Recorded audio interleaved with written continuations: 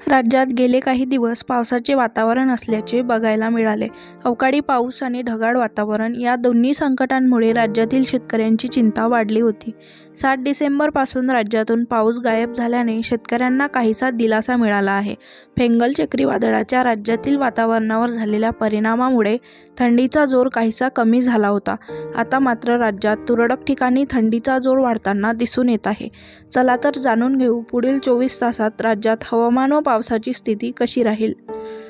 मुंबई शहर आणि उपनगरात मुख्यतः निरभ्र आकाश असून 9 डिसेंबरला मुंबईतील कमाल तापमान 32 अंश सेल्सिअस तर किमान तापमान 16 अंश सेल्सिअस इतके असणार आहे. मुंबईतील किमान तापमानात देखील आता घट बघायला मिळत आहे.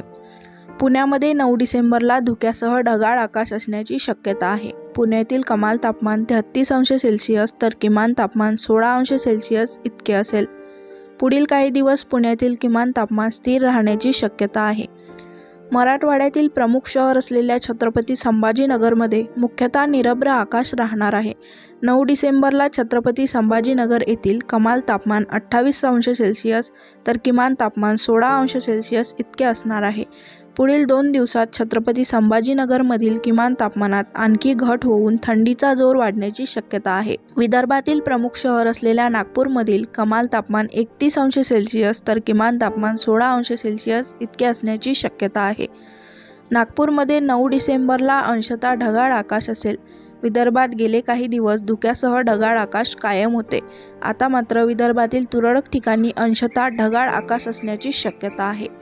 उत्तर महाराष्ट्रातील प्रमुख शहर असलेल्या नाशिकमध्ये 9 डिसेंबरला मुख्यतः निरभ्र आकाश असणार आहे. नाशिकमधील कमाल तापमान 29 अंश सेल्सिअस तर किमान तापमान 11 अंश सेल्सिअस इतकं असणार आहे. नाशिकमधील थंडीचा जोर पुन्हा वाढण्यास सुरुवात झाली आहे. पुढील काही दिवस नाशिकमधील किमान तापमान स्थिर राहण्याची शक्यता आहे.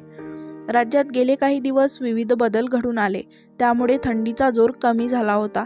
आता पुन्हा राज्यात विविध ठिकाणी थंडीचा जोर वाढताना दिसून येत आहे. नाशिकमधील किमान तापमानात सर्वाधिक घट नोंदवल्या गेली आहे, त्यामुळे तेथील नागरिकांनी आरोग्याची काळजी घेणे आवश्यक आहे. तर हा होता राज्यभरातील तापमान आणि हवामानाचा आढावा.